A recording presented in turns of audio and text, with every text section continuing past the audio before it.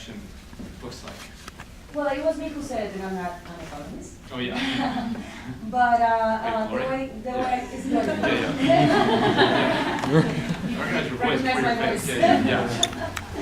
Yeah, and so the way I see it is that if you are part of an exchange in the economy, if you buy or sell something, you are part of that system. That's what I'm saying. You can choose not to do that, and there will be less demand for that product, and therefore less activity. That's as simple as I see it, because as I say, I'm not an economist, I'm sure. Leticia might enrich this a lot. I guess I'm curious how much of the drug trade in America, I mean, this is maybe a too broad of a question, but is actually related to Mexican drug violence. And I'm maybe no one knows, but I'm just curious. Mexico is the #1 customer. So 90% of the drugs that go to Mexico come to the U.S. From the U.S. Yes. And the thing is, I see it differently. I see it that the problem is not buying drugs. The problem is that the drugs are illegal. Right?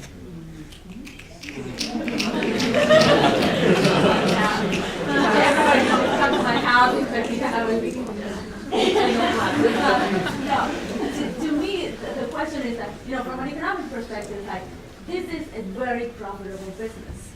So, and what makes it profitable is that it's illegal. If, the U.S. legalized drugs, then there won't be that huge profit to be appropriated. That's what, for me, is the issue. It's not. Think about it like this as well. I heard an analogy the other day. If people in this country who use, or any country, who use alcohol and tobacco products excessively, and then you compare those to people who use, say, cocaine or heroin. If in an alternate world, the individuals who habitually use cocaine and heroin could go to the store and buy that for a relatively small price, and the people who consume regularly, perhaps excessively, alcohol and tobacco could not. The analogy ran, you would see some of those people committing violent acts in order to gain access to those commodities. Picking up on the nature, the way that illegality impacts the market today. Yeah, I read somewhere that something like every shipment of drugs, it has a profit margin of something like 95%. That is only legal in terms of hedge funds, right? That's but hedge funds are legal, and they can confiscate the boat from Argentina, from my country, right? So as to not go over time, just make sure that we continue with our conversation for another 5 minutes, and then we're going to continue with the next part of the event. David, I just wanted to address what's your name? Daniel. Daniel. So I'm an economist going through, so I just always think in terms of cost and benefit. So what can the government, and some should the president, what can the Mexican society do in order to address this problem? To me, it's a question of what options people have, right? And people that are, engaged in drug-related activities, it's just they may not have another profitable option. So and this is really difficult because given the profit margin of drug activities, it's just very difficult to find an alternative. But for the lower level officials within the drug cartel, they don't earn that much. So if the government through, they have done conditional cash transfers, for like more over a decade now.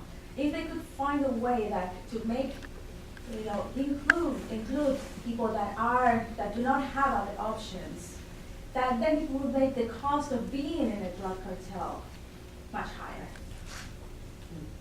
Oh yeah, and there's 13-year-olds in Laredo, Texas, that are part of this as well. And yeah, I don't know. I was just very struck by just David's comment about President Peña Nieto's done nothing. I was just a little curious.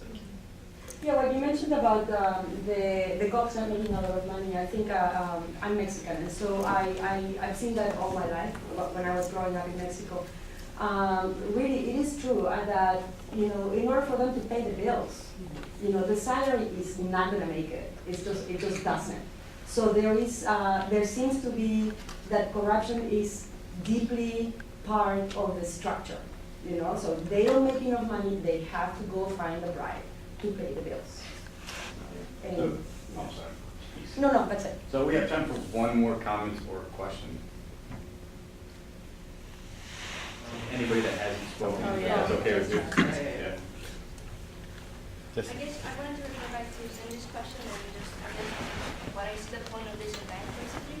I think that what going along with Fernando's context is that the way we can help is the way we frame the problem, basically, because the problem, yeah, it is problematic that 43 students went missing, but like Fernando said, that's pretty common, and I don't think that's specifically to Mexico. Yeah, it's a large number, and they're human beings, yes, but I think that the problem really lays on, like we said, the drug, or maybe education opportunity and education access right now in Mexico.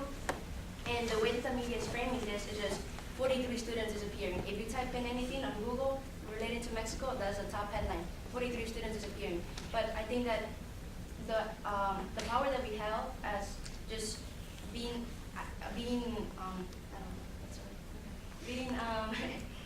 having the media at the tip of our hands is the way we frame the problem. And I think that just raising awareness about what the real problem is going to help a lot. And like Fernando said, like this happens a normal event, but reframing the context of how the media is portraying this will help a lot in raising more awareness and more pressure in what the media is right now portraying in Mexico and here as well.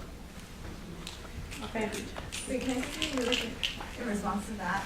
Although I agree, I think that this event in Ayotzinapa specifically is very important to be phrased and to raise awareness in the media because it causes urgency, like a sense of urgency within us and within them. And that's why I think it's so important that that people in Latin America and in the United States are using the hashtag Ya me cansé, like I'm tired of it, and to you took them alive, so we want them back alive. Like that creates a sense of urgency in the Mexican state and in in the Guerrero state and in Mexico in general and in the greater global context. That's something that we can demand directly now, and using this event to kind of raise bigger awareness about, you know, the drug thing and all that stuff. So that way, I just think that I don't think we always need to look at things like that and say that's problematic and that's the reason why everything is, like nobody knows about these things. But I think that we can use this event, although it is problematic and it is common to Mexico, to raise more awareness. No, yeah, definitely, and I think that, I guess unfortunately, but fortunately, there's several instances that, like you said, give awareness and just kind of fire up the explosion that it needs to happen. Mm-hmm. The context of the conversations that need to be happening. Yeah. So I want to continue with this. I'm so sorry, guys. I know that everybody has some questions. Just a minute, just one announcement. So if we can just kind of use this energy that we've all fired up, we're gonna continue this in part two. We're gonna sit, okay, chill. Wait, let me chill. So we're going to start a silent walk to Proctor Terrace where we will have a vigil. There will be a reading of the names, and we ask that you stay silent until the reading of the names has been done. We have some candles that, like, they're little fake tea light candles that you can hold in as we walk together. So we ask that you just stay with the group, and up until then it'll be like 10 minutes, and then we'll be right to the proctor. You can go get food, and then you can go do what you have to do. And so we truly want to thank you for being here. We just want to, we hope that you can kind of keep the I don't know, the feeling that we have in remembering these 43 students, as well as how it ties to the bigger picture. So if you could just keep the silence.